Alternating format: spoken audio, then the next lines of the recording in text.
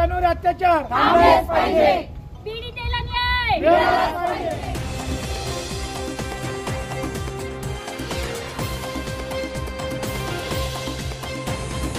सत्यविचार.in समस्या तुमची, बातमी आमची. महिलांवरील लैंगिक अत्याचाराचा निषेध करत खेड बार असोसिएशनने सोमवारी दिनांक 26 ऑगस्ट राजगुरुनगर शहरात भर पावसात रॅली काढून खेड तहसीलदार ज्योती देवरे यांना निवेदन दिले. यावेळी बारचे अध्यक्ष ॲड. रोहिदास टाकळकर म्हणाले की 1 ऑगस्ट 2024 पासून आपल्या देशामध्ये व विशेषतः महाराष्ट्र राज्यात महिला व लहान बालिकांवर बलात्कार, खून व लैंगिक अत्याचाराच्या घटना दिवसेंदिवस मोठ्या प्रमाणात वाढत चालल्या आहेत. सदर प्रकरणात कायदा व सुव्यवस्था यांचा दबाव गुन्हेगारांवर राहिलेला नाही. त्यामुळे समाजात महिला वर्ग व लहान अल्पवयीन मुली सुरक्षित राहिल्या नाहीत. महिला वर्गाला रात्री घराबाहेर पडणे भीतीदायक वाटत असून सुरक्षित राहिलेले नाही. तसेच अल्पवयीन मुली देखील शाळेमध्ये जाण्यासाठी स्कूलबसमधून जाण्याकरिता घाबरत आहेत.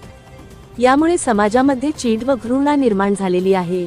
देशातील कलकत्ता, बदलापूर, ठाणे, सातारा, सांगली, अकोले, पुणे, खेड तालुका या ठिकाणी आजपर्यंत सुमारे 15 ते 16 घटना या महिला वर्ग व लहान मुलामुलीवरील बाललैंगिक अत्याचार, बलात्कार, हत्या घडलेल्या आहेत. सदर घटनांचा खेड तालुका वकील बार असोसिएशनच्या वतीने आम्ही तीव्र शब्दामध्ये निषेध व्यक्त करीत आहोत.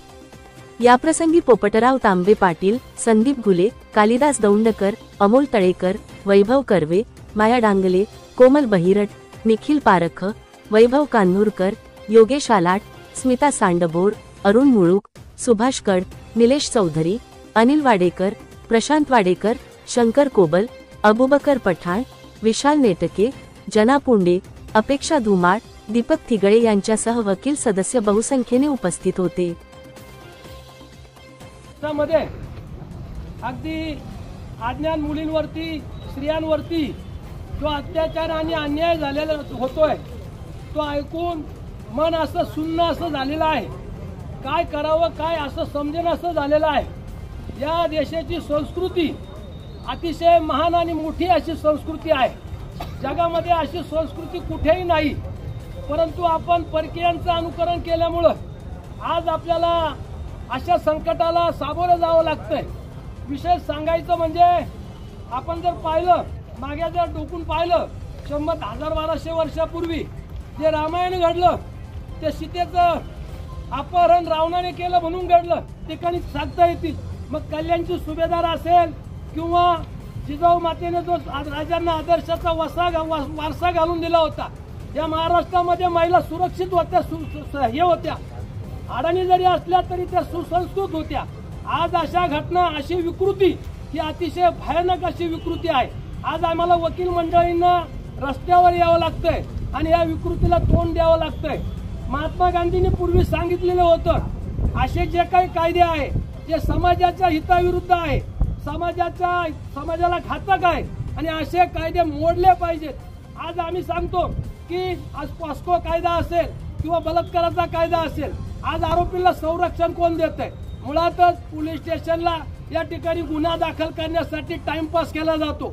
गुन्हे दाखल होत नाहीत आणि कदाचित गुन्हे दाखल झाले तर न्यायालयात आल्यानंतर आमच्यासारखी मंडळी आम्ही संरक्षण या ठिकाणी देतो. म्हणून मला या ठिकाणी सांगावं असं वाटतंय, आपणच वकिलांनी ॲडव्होकेट इज सोशल इंजिनियर असं म्हटलं जातं. समाजाचा एक आदर्श असा एक महत्वाचा घटक वकील असतो आणि म्हणून वकिलावरती फार मोठी जबाबदारी आहे. समाजामध्ये, या देशामध्ये, महाराष्ट्रामध्ये अशा ज्या घटना घडतात त्याला आपण विरोध केला पाहिजे. आज प्रामुख्याने जर वकील वर्गाने आणि न्यायालयाने ठरवलं, जर न्यायालयाने अशा नराधामांना फाशीची शिक्षा दिली किंवा शासन केलं तर अशा घटना या महाराष्ट्रात आणि या देशात होणार नाही. परंतु तसं या ठिकाणी होत नाही. हे दुर्भाग्याने मला या ठिकाणी सांगावं असं वाटतंय. आज आपण पाहिलं सुप्रीम कोर्टाने दखल घेतलेली आहे, हायकोर्टाने दखल घेतलेली आहे. आज हे संपूर्ण आज राज्य करते. आज आपण जर पाहिलं तर या ठिकाणी त्यांनी ज्या पद्धतीने त्या ठिकाणी भूमिका घ्यायला पाहिजे तशी कठोर अशी भूमिका घेतली जात नाही आणि म्हणून या अशा घटना वारंवार घडतात. एक घटना घडली, दुसरी घडली, तिसरी घडली, शेकडो घटना घडतात आणि बघ्याची भूमिका हा महाराष्ट्रातील राज्यकर्ते घेतात. ही अतिशय दुःखाची बाब आहे. म्हणून सर्व राज्यकर्त्यांनी एकत्र येऊन यामध्ये निश्चित असा योग्य तो विचार केला पाहिजे. आणि मी वकील बांधवांना सुद्धा सांगेल, वाटेल ते उद्या आपल्याला त्रास होईल परंतु अशा नराधामाचं वकीलपत्र घेऊ नये म्हणून मी सांगितलं जे कायदे समाजाच्या हिताविरुद्ध आहे त्यावेळेला महात्मा गांधींनी सांगितले ते कायदे मोडले पाहिजेत. आपल्याला वकीलपत्र घ्यायचा अधिकार आहे. याचा अर्थ असा नाही की अशा नराधामाचं वकीलपत्र घ्यायचं आणि त्याला निर्दोष सोडायचं.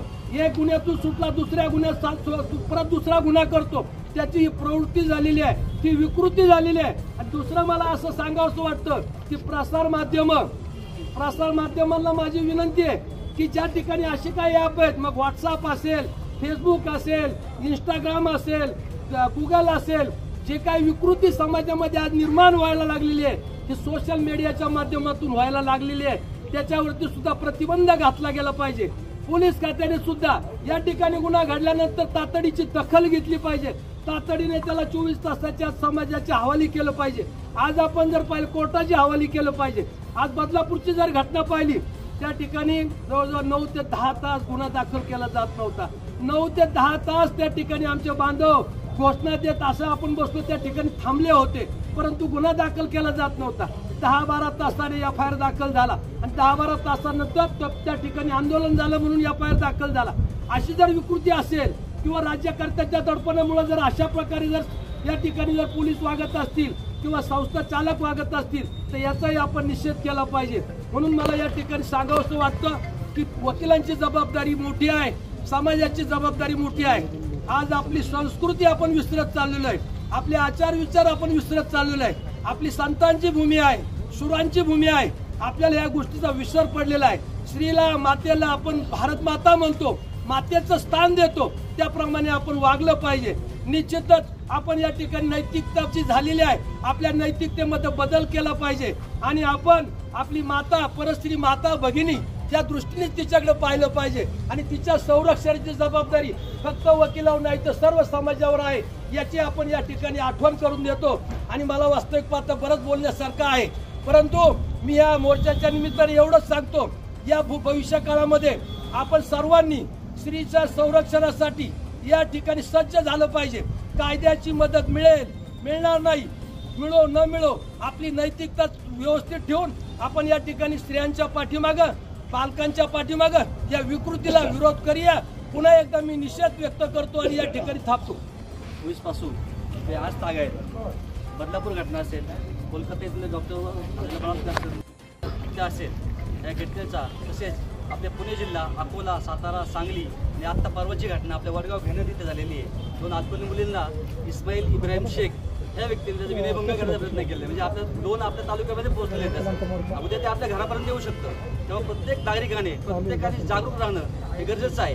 कॉलेजच्या युवती असतील, लहान बालिका असतील, ह्या सुद्धा संरक्षित नाहीये. आपण ज्या स्कूल बस पाहतो, ज्या आपल्या दिसतात सर्व स्कूल बसमध्ये ज्ञान करतात, ड्रायव्हर जे असतात कर्मचारी ते देखील काय करतात पहा, त्या लहान बालिकांना बोलता येत नाही, त्या अत्याचाराला वाचा फोडत नाहीये. त्याचा आपण सर्वांनी काळजी घेतली पाहिजे. त्यासाठी आपण जनजागृती झाली पाहिजे.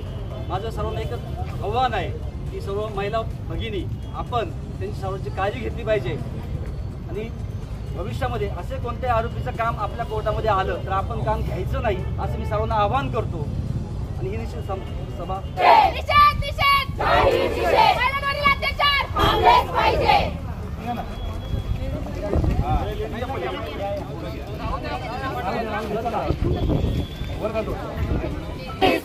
महिलांवर अत्याचार थांबलेच पाहिजे.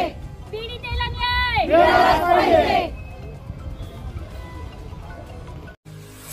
आपल्या परिसरातील महत्त्वाच्या बातम्या पाहण्यासाठी आमच्या सत्यविचार.in न्यूज चॅनलला यूट्यूबवर सबस्क्राईब करा आणि बेल आयकॉन प्रेस करा.